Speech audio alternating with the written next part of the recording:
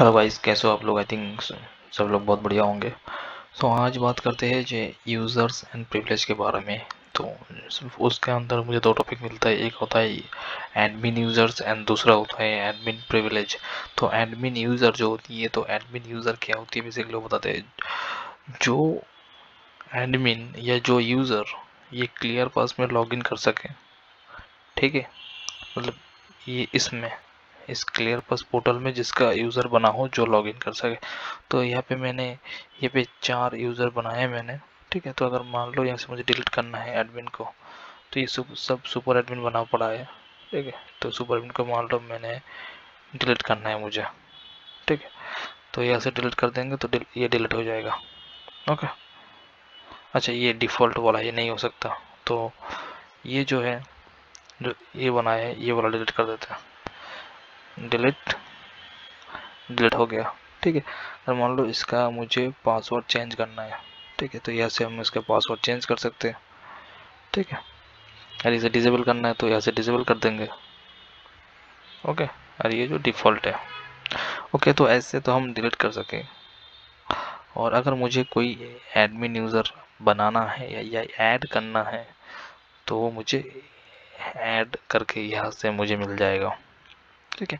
कुछ नहीं, ज़्यादा कुछ नहीं। User ID, user name, password, verify password enable करना है या क्या करना है, मतलब बनाना है तो इनेबल ही करना होगा ना, तो इसको टिक करना है by default. And privilege level, क्या प्रिविलेज देना है सुपर एडमिन। और फिर यूज़र रोल डाउनलोड, बस जो सिर्फ रोल डाउनलोड कर सके। हेल्प डेस्क, ठीक है। Network administration, read only administration and super admin, ऐसे आप रोल इसको उसको प्रिविलेज लेवल दे सकते हो उसको, ठीक है। तो ऐसे तो ऐड हो जाएगा। तो यहाँ पे हम एक बना के देखते हैं। 1 2 3 नाम देते हैं XXX, पासवर्ड देते हैं 1 2 3 4 5 6, वेरीफाई पासवर्ड 1 2 3 4 5 6, ठीक है। तो किस नाम से बनाया हमने, XXX। तो ऐड कर दिया हमने यहाँ पे।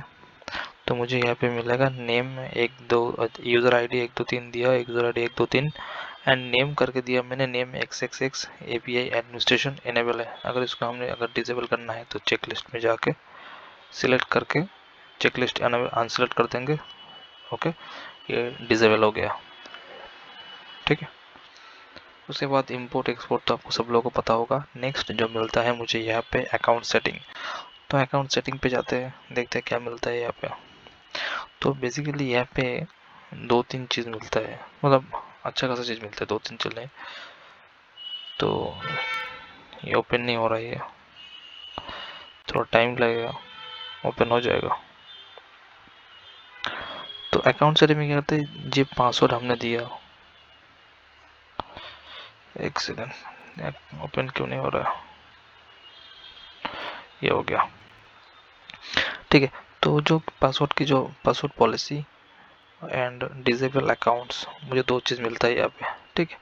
तो इसमें कुछ ऑप्शंस हैं, उसके ऊपर बात करते हैं। जो मिनिमम लेंथ, जो पासवर्ड की मिनिमम लेंथ है, कितने लेंथ होगा मिनिमम पासवर्ड का। हमने अगर 10 कर दिया तो 10 कैरेक्टर हम डाल सकते हैं पासवर्ड में।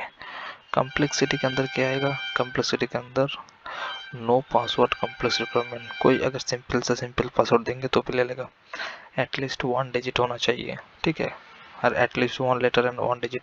तो उसके हिसाब से मैं यहाँ से सिलेक्ट कर सकता हूँ कैसे कम्प्लेक्स मुझे बनाना है पासवर्ड को। At least 1 of each, upper letter, lower letter, digital and symbol. तो ये सबसे ज़्यादा कम्प्लेक्स है। तो इसमें अपर लेटर भी होना चाहिए, लोअर लेटर भी होना चाहिए, डिजिटल भी होना चाहिए, सिंबल भी रहना चाहिए, ठीक है। तो जिसके आपको ज़रूरत पड़े, जैसे कम्प्लेक्सिटी आप चाहते हो।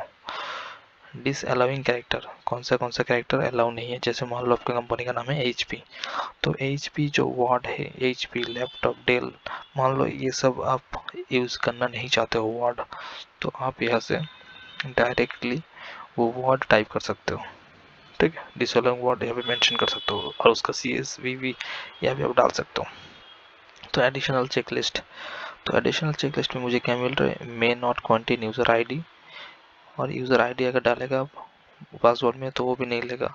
May not contain the repeated character, मान लो रिपीटेड कैरेक्टर है, ठीक है, तो वो भी नहीं लेगा, ठीक है, इसमें क्लियरली मेंशन है may not contain repeated character for और मोर टाइम। ठीक है, और दूसरा मुझे यहाँ पे क्या मिल रहा है, may not contain user ID और its character in reversed order। ठीक है, यूज़र आईडी उल्टा से भी नहीं लेगा और जो यूज़र आईडी कंटेंट है कैरेक्टर में वो भी नहीं लेगा। और पासवर्ड कितने दिन में एक्सपायर हो जाएगा, मान लो 30 दिन में एक्सपायर हो जाएगा जो पासवर्ड हमने बनाया, मतलब जो एडमिन यूज़र हमने एनेबल किया या क्रिएट किया उसको करके सेव कर देंगे तो सेव हो जाएगा। ठीक है, दूसरा जाते हैं दोबारा डिसेबल अकाउंट। तो अकाउंट डिसेबल होगा कितना अटेम्प्ट, कितनी बार गलत डाला, मान लो 2 बार गलत डाला, 2 बार गलत डाला उसने, अकाउंट डिसेबल हो जाएगा। जैसे हम दिखाते हैं एक बार, अभी तो लॉग आउट करना पड़ेगा दिखाने के लिए। तो ये वो वाला ऑप्शन है, मान लो तीन बार दे दिया हमने, 3 बार फेल्ड हो गया तो वो मुझे वो अकाउंट लॉगिन करने नहीं देगा। ठीक है, तो यहाँ पे मैंने 3 सेलेक्ट, तो यहाँ पे मुझे मिल गया एडमिन यूज़र कैसे बनाते हैं, कैसे अकाउंट का सेटिंग चेंजेस करते हैं। ठीक है, कैसे डिलीट करते हैं, तो ये वाला बनाया था मैंने, इसको सिलेक्ट किया, एक्सपोर्ट कर सकते हैं, इंपोर्ट कर सकते हैं, यहाँ पे डिलीट कर सकते हैं, तो डिलीट कर दिया उसको। ठीक है, एडमिन प्रिविलेज।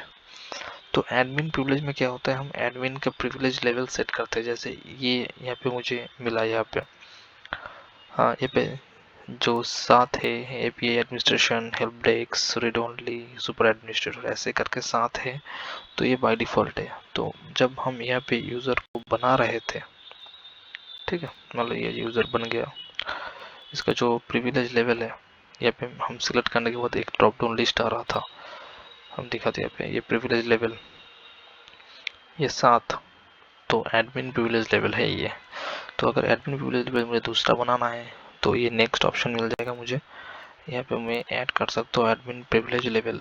तो इसमें क्या होता है, इसमें आप एडमिन प्रिविलेज की लेवल सेट कर सकते हो, क्या एक्सेस देना चाहते हो, जो बाय डिफ़ॉल्ट है उसमें काम चल जाता है, मगर उसके बाहर अगर आप करना चाहते हो तो मान लो आप बेसिक इन्फॉर्मेशन में अपना नेम दे दिया, मेरा नाम दे दिया, डिस्क्रिप्शन में कुछ भी दे दिया।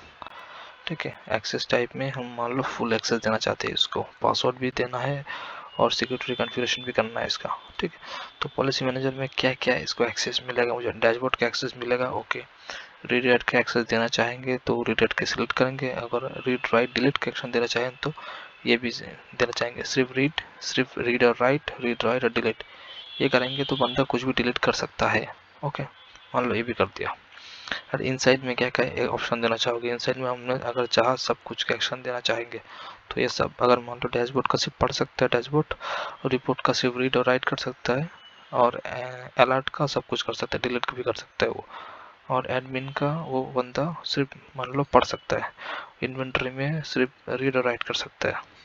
तो ऐसे कम्बिनेशन में हम एक प्रिविलेज लेवल सेट कर सकते हैं। ठीक है, ओके कर दिया, ये देखो सुपर विश्वास नाम करके एक डिस्क्रिप्शन आ गया, यहाँ पे एक दूसरा जो प्रीवियस लेवल वो सेट आ गया। अब जाते हैं एडमिन यूज़र में। तो मान लो मुझे नया बनाना है, ठीक है, यहाँ पे मैंने यूज़र आईडी दे दिया, सब कुछ मतलब फिल कर लिया। ये एडमिन प्रिविलेज में पहले मुझे 7 था, 1 2 3 4 5 6 7 8, ये देखो एक नया एडमिन यूज़र प्रिविलेज लेवल आ गया। तो ऐसे करके हम एडमिन प्रिविलेज ऐड कर सकते हैं यहाँ पे। ठीक है,